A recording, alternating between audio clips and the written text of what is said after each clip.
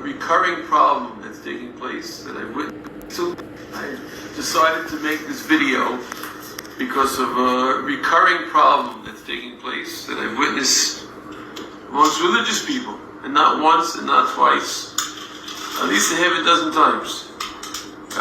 For some reason or another, a tenant that may be renting for years needs to move out. His lease is over, the landlord needs to sell, and the tenant, even though we give him, a certain amount of time, the allotted time, tenant protection laws, you can call it, 2 months, 3 months, depending on how long he's in the property, for how many years he's there, we give him the allotted time.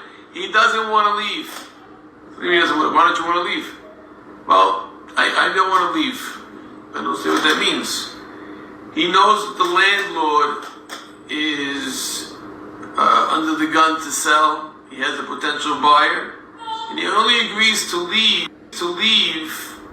if he receives $10,000, $15,000. He thinks he has the landlord over the barrel because the landlord, he needs to sell, and the tenant, if he doesn't leave, there's no potential buyer will cancel. It's a contingent on the vacancy, and he extorts the landlord. Or he threatens to extort. Now you have to understand that's completely violation of halacha. It's extortion, it's asur. There's no basis for it, and therefore I don't know how to impress enough on the realtors, on our community people, to teach, to explain that this is not Jewish values, it's against Jewish Torah law, and we've got to put an end to it.